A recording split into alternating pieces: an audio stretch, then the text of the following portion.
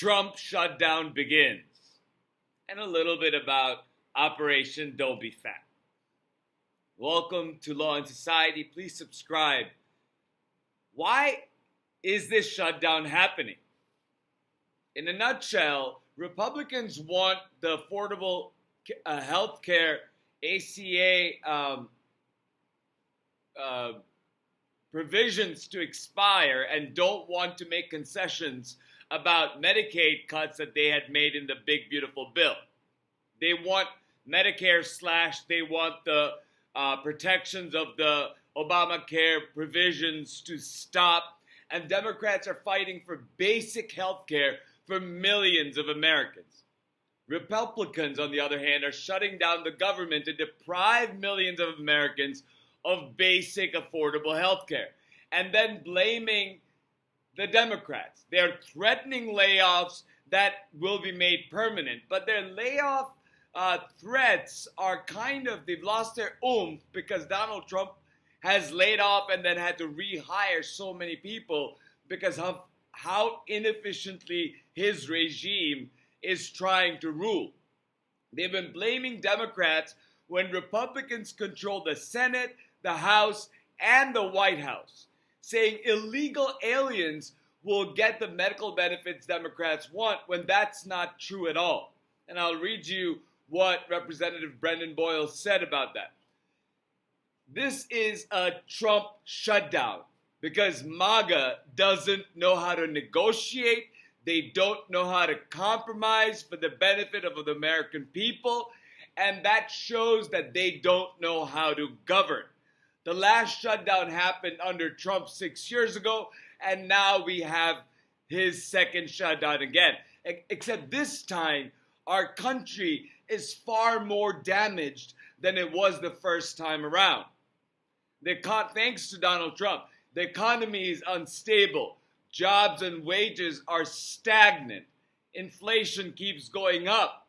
Donald Trump has already made sure of that. Now, thousands of federal workers will be fired, and that'll go into effect, and that's from the previous freezes and firings, along with those who will be laid off because of this shutdown. And the impact of it is going to be profound and all across the country because the federal government is the biggest employer throughout the country. If you want to help in this situation, I would recommend the most acute place you could probably help is to fund food kitchens and food pantries. Volunteer in food kitchens and food pantries. Raise money for these causes because hunger will be a problem throughout the country because the food assistance programs will also be impacted. And the food hunger problem will probably continue past the shutdown because of the tariffs, because of the layout, because of the tax on farm workers, and because of general Republican MAGA incompetence. On this shutdown, Brian Tyler Cohen says, Trump is a billionaire who is trying to take your health care away by pitting you against brown people who are not even eligible for the ACA subsidies. He wants vulnerable white people fighting vulnerable brown people so that no one pays attention to the billionaire trying to consolidate power. Lawrence O'Donnell says, one of the examples you've put out is in Speaker Mike Johnson's Louisiana district, a 60-year-old couple earning $82,000 a year. Their health care premiums will rise almost $20,000 by 300% because of what their congressman is doing. And Representative Brendan Boyle of Pennsylvania replies to that by saying, ironically, Mike Johnson has one of the largest Medicaid populations in any district nationwide. But I do want to stress that, yes, this is dramatic and it will be awful if you're on Medicaid. Will be awful if you're on the Obamacare exchanges will be awful if you're on Medicare. But it is actually the healthcare of all of us, regardless of how you obtain it. Because even for those who might not be in one of those programs I just mentioned, premiums are set to rise, and by a dramatic amount, literally beginning in a matter of hours. So that is what is at stake. That is why we have a sense of urgency. That is why we cannot wait 3 months or 6 months or 9 months, which is what the Trump administration has said it wants to do by promising that they're going to work on these Democratic concessions after they've passed the continued resolution, which they're not going to do. So, yeah, this is an imminent shutdown that will impact countless lives, and I won't be surprised if there are protests that happen even before the October 18th No Kings protest. So as I said, for this particular part of the shutdown, our part of what we can do is keep the voices alive of what is happening around in our communities, and to keep engaging with people, and also to be able to inform people about what is happening. And if there's any material support that you can provide it to your local food pantries and food kitchens where people are going to go, because hunger and affordability is going to be a problem. Now, I want to briefly talk to you about Pete Hegseth and Donald Trump's military ethos, lecture, because of which Hegseth ordered every general that is leading every operation around the world to fly out from wherever they are around the world, halfway across the world, to listen to Pete Hegseth and Donald Trump. And what they had to say was, don't be fat, Pete Hegseth said. You can break the rules. You can be a bully. Said that we are about war, not defense. Talked about the beardos and the fatsos. Don't be fat. Talk about how the military is going to now have one set of regulations. There's going to be no concessions for women. If you're allowed, if you can make it through the physical training that everybody goes through, meaning men go through, then women are allowed. There's anti-trans talk, anti-woke talk. And the most astounding thing was not one of those generals clapped.